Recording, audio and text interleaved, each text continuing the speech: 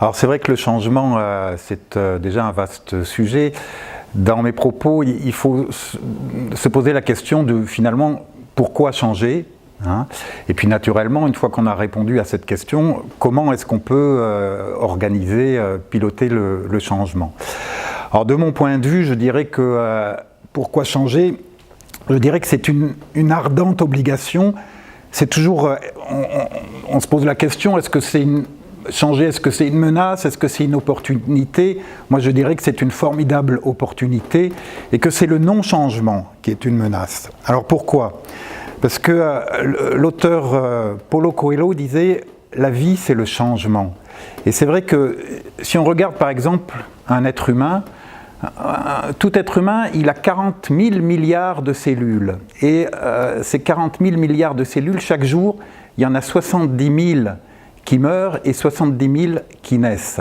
Ça fait à peu près 800 par seconde, hein. Et on voit bien que la vie, c'est le changement. Parce que si on n'avait pas ce processus à travers notre code génétique qui est finalement l'opérateur de tout ça, hein, et la division cellulaire qui est le processus de tout ça, eh bien nous mourrions. Et on voit bien, si vous voulez, alors vous me dites pourquoi aujourd'hui, en fait, le changement, on l'observe, la nécessité, cette ardente nécessité du changement, on l'observe depuis la nuit des temps. Pourquoi les dinosaures ont disparu et les lézards sont restés alors qu'ils ont existé à la même époque? Parce que le dinosaure, c'est gros, c'est massif, c'est inerte, et que le lézard, il est agile. Et donc la clé du changement, si vous voulez, c'est l'agilité, c'est la capacité à s'adapter. Et alors, pourquoi hein, cette obligation de s'adapter? En fait, ça répond à une loi de l'univers. On connaît tous la loi de la gravité, hein, si je lâche quelque chose, ça va tomber sur le sol. On connaît moins la loi de l'entropie. Cette loi de l'entropie, c'est un terme qu'on connaît surtout dans le domaine de la physique. En fait, notre univers est géré par un principe de désordre naturel. Et c'est parce qu'il y a cette loi de l'entropie que ça nous donne cette obligation de s'adapter. Parce que si on ne s'adapte pas, ben l'entropie se développe. Si je prends par exemple, puisqu'on est dans le domaine agricole, un terrain agricole, si je laisse la nature faire, eh bien, c'est pas l'ordre qui va s'installer, c'est le désordre. Et si je veux des essences particulières sur cette parcelle, je vais devoir y mettre une énergie. Je vais devoir changer la nature des choses. Donc on voit, hein, à travers cette loi de l'entropie, que le changement correspond vraiment à une ardente nécessité. Donc voilà pour la première question. Alors je dirais que c'est à la fois la nécessité de faire adhérer et à la fois l'écueil. En fait, il y a un paradoxe.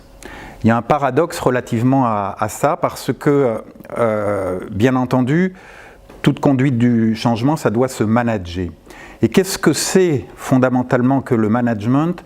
C'est prendre des décisions en intégrant le facteur humain. Et c'est là que le bât blesse, si vous voulez, parce que le facteur humain, et Dieu merci, il est imprévisible. Donc, parce que l'être humain n'est pas modélisable et qu'on ne sait jamais comment il pourra réagir dans telle et telle circonstance. Mais par ailleurs, il y a une théorie qui s'appelle la théorie de l'engagement, qui dit que pour adhérer à un changement, il faut y être associé le plus en amont possible. Et donc voilà, c'est tout le paradoxe des choses, c'est qu'il y a nécessité de faire participer les personnes, mais dès lors qu'on les fait participer, on prend le risque qu'elles ne soient pas d'accord avec les orientations souhaitées et voulues.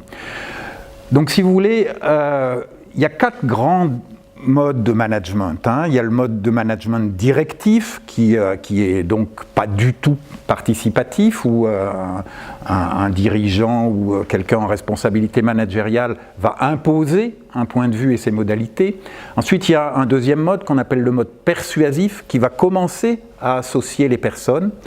Il y a un troisième mode qui est le mode participatif où là, on laisse réellement la prise de décision à un collectif, et puis il y a le mode délégatif où c'est encore une étape supplémentaire où on délègue carrément la prise de décision. Et en fait l'expérience montre que le mode idoine pour la conduite du changement, c'est le mode persuasif, c'est-à-dire qu'il doit y avoir un objectif. En fait, dans la conduite du changement, dès la commande, eh bien, il faut bien préciser ce qui est négociable et ce qui n'est pas négociable. Et si tout est négociable, on va se fourvoyer. C'est-à-dire que si on fait trop de participatif, on va se fourvoyer. Et donc, si vous voulez, la réussite de la conduite du changement, c'est une alchimie entre ce que l'on va décider comme un objectif à atteindre, et cela n'est pas négociable, des modalités pour l'atteindre, et c'est là qu'on va pouvoir constituer une équipe projet. Et alors naturellement, on voit que dans le projet Saint-Hubert, à travers tout ce qu'a pu conduire SAD, eh bien, cette équipe a été à géométrie variable, c'est-à-dire qu'au début, ils ont associé tous les opérateurs de cette plateforme, ils étaient 7 ou 8, et puis ils se sont aperçus que petit à petit, il y en a qui partaient parce qu'ils étaient pas très motivés ou moins motivés, d'autres qui restaient, et finalement, il me semble qu'ils sont restés à 4. Et donc, dès le départ, c'est très important la façon dont on constitue cette équipe de projet. Pour moi, il n'y a pas lieu d'y associer forcément tout le monde, parce que avoir l'unanimité, c'est un peu idéaliste, je dirais. Et donc, il vaut mieux constituer une équipe un peu plus réduite et en choisissant bien les gens les plus compétents sur le sujet et les plus motivés par le sujet du changement. Voilà un peu ce que je pourrais dire.